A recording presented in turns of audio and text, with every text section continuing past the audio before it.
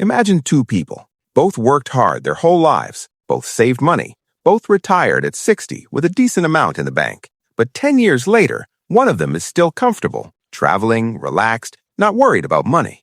The other one? Quietly panicking, wondering where it all went. Same starting point, completely different outcomes. And here's what's interesting. The difference wasn't how much they earned. It wasn't even how much they saved. The difference was what they bought with their money after they stopped working. Because retirement has a dirty little secret that nobody talks about. Most people spend their entire careers learning how to make money, but almost nobody teaches you how to keep it. And the moment you stop getting a salary, the assets you hold either work for you or they slowly eat you alive. Rich retirees know this. They've seen it. They've watched friends make these mistakes, and they've quietly learned which so-called assets are actually just expensive traps dressed up to look like good decisions. Today, we're going to go through all 10 of them, and I promise you, at least 3 of these are going to surprise you. Number 1, the big retirement home. There's this fantasy people carry their whole lives, the big house, the one you buy when you finally make it.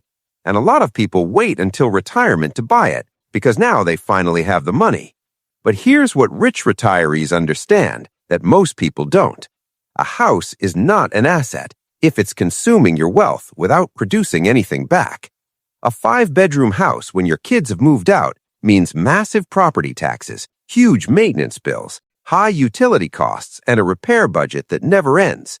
The roof, the plumbing, the painting, the garden, it adds up to lakhs every year, money that's gone forever. Your house doesn't pay you rent. It doesn't give you dividends. It just sits there looking impressive while quietly draining your retirement corpus. Smart retirees downsize. They move to smaller, manageable homes and invest the difference. That freed up capital, that's what actually funds a comfortable retirement. Number 2, a brand new luxury car. Walk into a showroom and the salesperson will tell you a car is an investment in your lifestyle. And that sounds reasonable until you understand what a depreciating asset actually means. The moment you drive a new car off the lot, it loses somewhere between 15 and 20% of its value. By the end of 5 years, most cars are worth less than half of what you paid. And for retirees on a fixed income, this is especially brutal. You're not just losing money on the car, you're also paying insurance, fuel, servicing, and registration every single month. Rich retirees either drive modest, reliable used cars, or they don't own a car at all in cities where public transport works well. The money they save? Invested, compounding, working. A car takes you from point A to point B. It doesn't build your wealth. Number 3, timeshares. If you don't know what a timeshare is, consider yourself lucky. The pitch sounds wonderful. Buy a share in this beautiful holiday property. You get to use it for 2 weeks every year. It's an investment in experiences. It is not an investment. It is a trap. Timeshares almost never appreciate in value. Many of them are nearly impossible to resell. Sometimes people try to sell their timeshare and can't find a buyer at any price. And on top of that, there are annual maintenance fees that keep going up whether you use the property or not. People have literally paid thousands of rupees just to get out of their timeshare contracts. Rich retirees travel, but they book hotels, they use rental platforms, they stay flexible. They never lock their money into a product that benefits the seller far more than the buyer. Number 4, whole life insurance as an investment. Now this one is sensitive because insurance salespeople are very good at making this sound smart. Whole life insurance bundles your life cover with a savings or investment component. The idea is that you're doing 2 things at once, protecting your family and growing your money. But the problem is, the returns on the investment component are usually very low, often lower than a simple fixed deposit. The charges and commissions are high, and the flexibility is almost zero. By the time you're retired, your need for life insurance is minimal. Your kids are grown, your liabilities are lower. What you actually need is your money working hard for you in the market, not sitting inside a slow, expensive insurance wrapper. Buy term insurance when you're young and earning. Invest the rest separately. Rich retirees figured this out early. Many of them had to painfully surrender these policies and take the hit just to free their money. Number 5, gold jewelry. In India especially, Gold jewelry feels like wealth. It looks like wealth. Families pass it down for generations. It's emotional, it's cultural, and it's deeply tied to identity. But there's a financial reality hiding underneath all that tradition. When you buy gold jewelry, you pay the price of gold plus making charges, which can be anywhere from 10 to 25% on top. When you sell it, you get the price of gold minus deductions. The jeweler doesn't give you back those making charges, so you've paid extra to buy and receive less when you sell. That spread is your loss, locked in from day one. Gold as a concept, fine. Gold as a hedge, as a small part of a portfolio, reasonable. But gold jewelry, sitting in a locker, not earning anything, with high buy-sell spreads, is a terrible use of retirement money. If you want gold exposure, sovereign gold bonds or gold ETFs give you the same commodity without the jewelry premium. Rich retirees know the difference. Number 6. Courses and certifications that go nowhere. Here's a psychological trap that catches a lot of newly retired people. Retirement brings a strange feeling of purposelessness. You've been productive your whole life. Suddenly there's no deadline, no meeting, no output.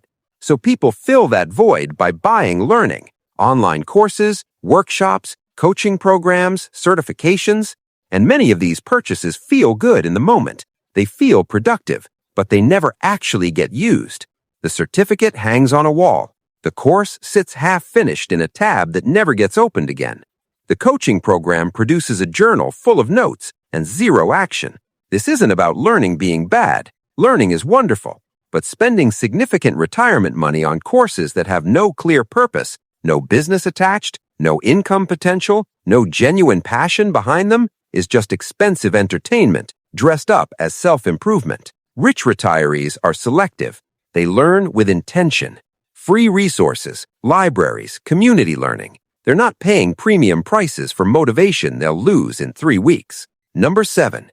Investment plots in unknown locations. Sir, this land is right next to the new expressway coming up. In 5 years, prices will triple. If you've been to any retirement planning seminar or property expo, you've heard a version of this, and it always sounds so logical.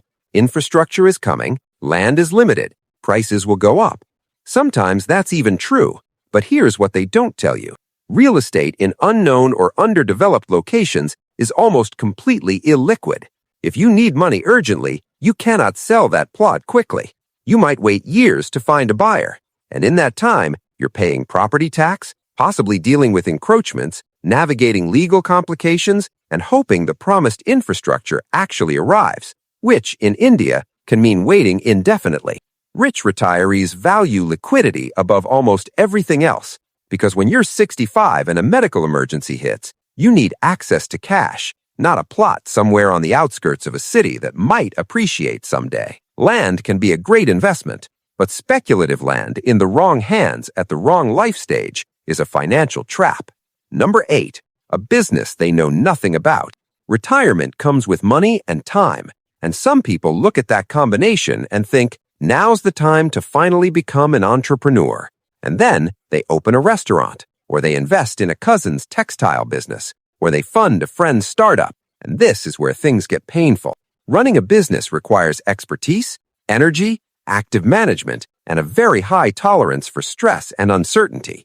These are not qualities that a peaceful retirement is designed to support. Most small businesses fail within the first 3 years, and when they fail, they don't just take the money, they take the peace of mind too. Rich retirees who want business exposure do it through the stock market, owning small pieces of many businesses with professional management without having to show up anywhere. They get the upside without betting their entire retirement on one idea they don't fully understand. Passive income through equity is very different from active stress through entrepreneurship. Number 9. Keeping too much in a savings account. This one doesn't feel like a mistake. It feels like safety, and that's exactly why it's so dangerous. A savings account in India gives you somewhere around 3 to 4% interest per year. Inflation is running at 5 to 6% or more, so your money in the bank is actually losing purchasing power every year, quietly, invisibly, without any drama. In 10 years, the money sitting comfortably in your savings account will buy you significantly less than it does today. The number looks the same, but the value has shrunk. This is called the inflation trap, and retired people fall into it all the time because the alternative, investing, feels scary and complicated. Rich retirees keep enough cash for 6 to 12 months of expenses. The rest goes into instruments that beat inflation: debt mutual funds, senior citizen schemes, dividend-paying equities, RBI floating rate bonds. They keep money moving, not sleeping. Idle money is dying money. It just dies slowly enough that you don't notice until it's too late. Number 10. Their children's lifestyle. This one might be the most uncomfortable thing on this list.